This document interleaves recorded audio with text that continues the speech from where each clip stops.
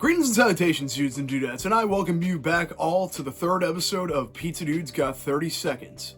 And in today's episode, we're going to be discussing Rick Veitch. Now, initially, I was intending on this to be the very first episode. Of course, you all know that the Peter David episode was the first.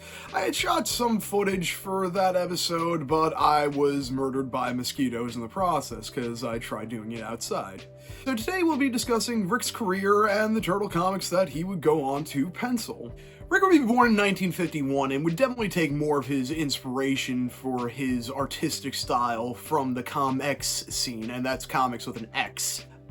He would eventually enroll in the Joe Kubert Art School and would become longtime friends with Stephen Bissett and John Tollerben. The trio would end up working on the immensely popular Saga of the Swamp Thing title alongside Alan Moore. This would blow them all up into the stratosphere and would cement them as comic book legends all in their own rights. Though, by the midpoint of the run, Alan Moore was taking on multiple projects and would pass the baton on to Rick Veitch. This would lead to Rick having a very tenured run in his own right, but would eventually be laden with controversy as he would try to pen a story featuring Swamp Thing teaming up with Jesus Christ and the cover featuring Swamp Thing on the crucifixion. I'm very glad I waited to put this video out now, as DC announced that they will be allowing Rick to finally finish that story the way he wanted to.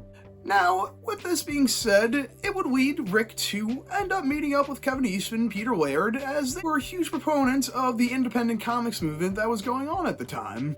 Rick's first work with the Turtles would be on the story known as The River.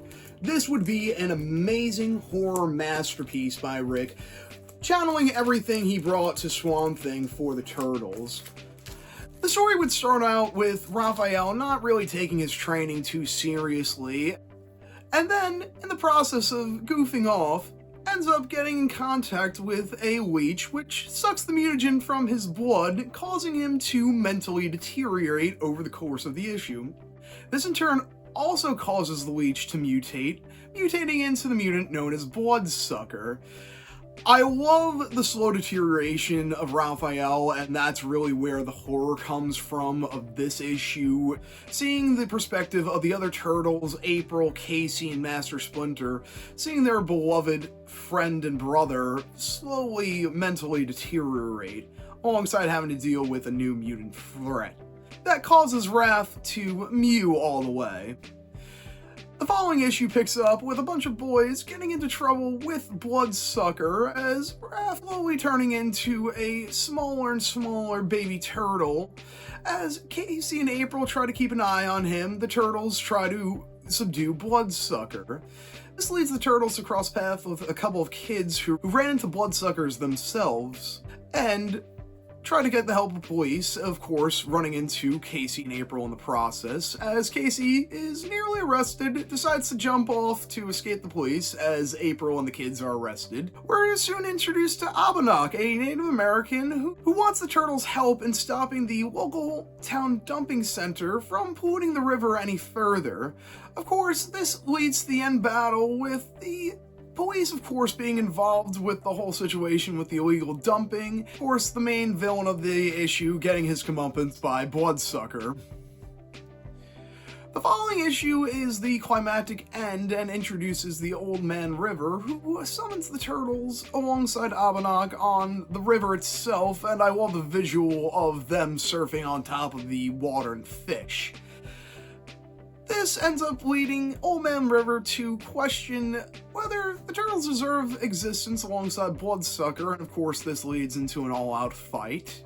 By the end of it, Old Man River is transformed into a baby, where Abenak just lets him die, and of course Raph ends up transforming back into his old self. And it's a rather happy ending, even though there is room to be left for interpretation of that ending there. And it would shape the next couple of issues for further creators trying to leave their imprint on the franchise. Now, I'm including this issue just for completion's sake, even though Rick would only contribute one page to the issue. We have Sons of the Silent Age by Steve Murphy and Jim Lawson. This comic is an utter masterpiece of what the original Mirage comics were all about. It starts off with an eagle nearly getting killed by what appears to be the hands of the creature of the Black Lagoon, and then goes on to focus on Raphael seeing how he's having a pretty tough go of it today, as Casey and Leo try to prod him and really get no response from him as he just wants to be left alone. The turtles go on a pretty awesome looking raft up a river and pass by a nuclear power plant, as Raph is the only one who feels like they're starting to be followed by something. They set up camp only for them to be alerted by Raph that he was right on his hunch and something followed them. A kind of mer-person looking like the creature from the Black Lagoon there. As April tries to help it out, 4 other creatures that are similar to the one that just washed up end up coming to shore and are kind of thinking that they are trying to kill their fellow comrade there. The turtles get into a fight and are dragged underneath the water, as April is psychologically tethered to the creature as she shows the whole life experience of the creatures and their history. And slowly in the process, unfortunately, the creature dies and the others are alerted of it as they take the other fallen creature back into the water.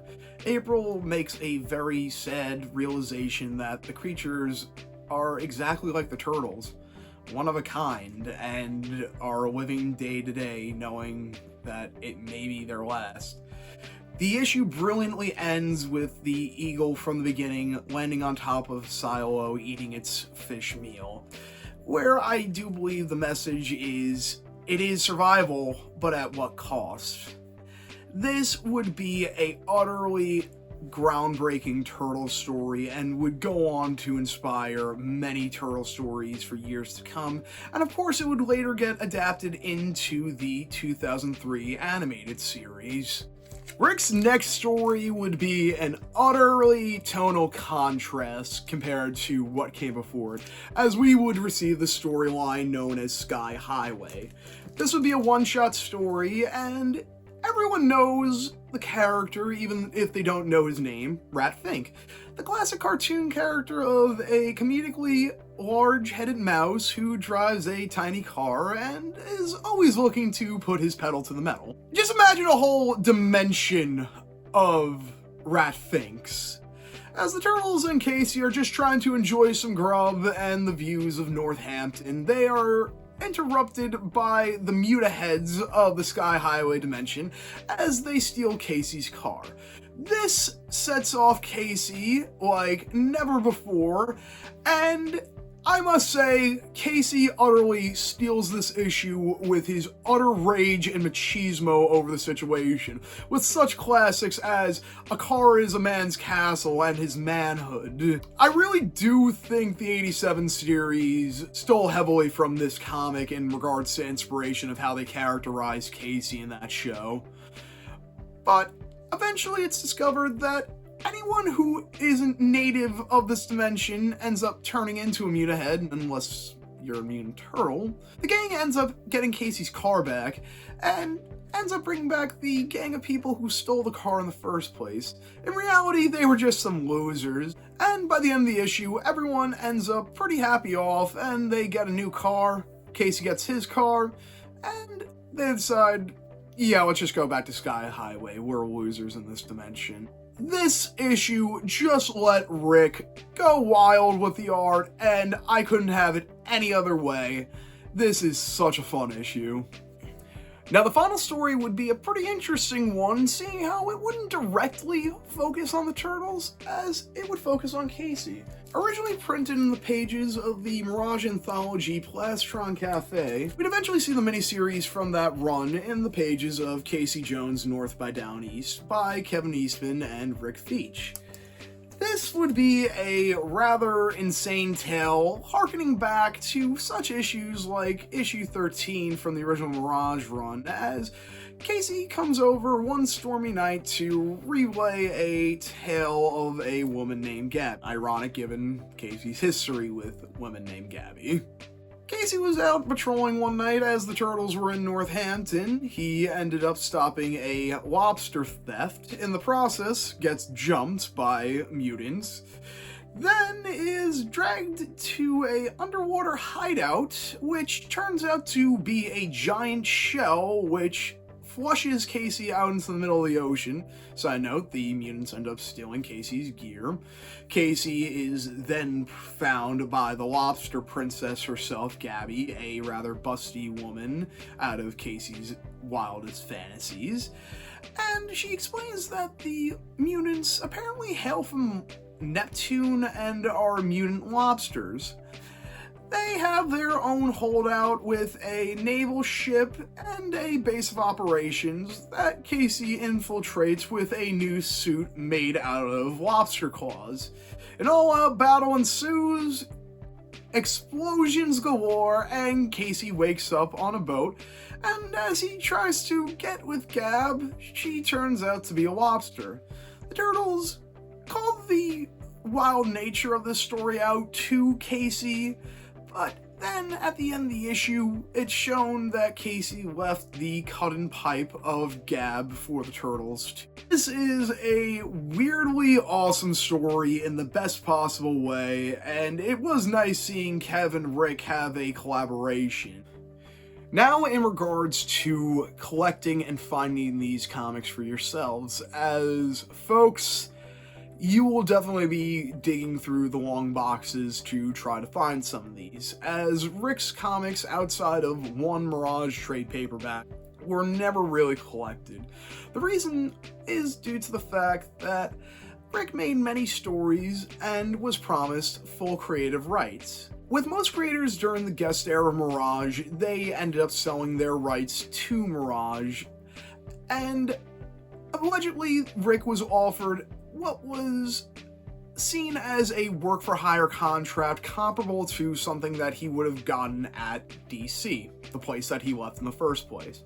Rick, being a man of principle, didn't want his characters being used, so of course for years, outside of that one reprint and trade paperback of the River trilogy, none of his stories have been collected in any format. Of course, throughout the years, I believe many Mirage staffers have paid tributes to his work in their own ways. Imitation is the most sincere form of flattery, and I definitely think those stories have merit for their own right, and of course, like I'd said previously, a story which took major inspiration from him and had a page done by him, Sons of the Silent Age, got adapted for the 2003 series, and later on, the 2012 series, during the Northampton arc, would take tons of inspiration from Rick's stories such as Sky Highway and The River. But of course they couldn't use any of his characters, sadly.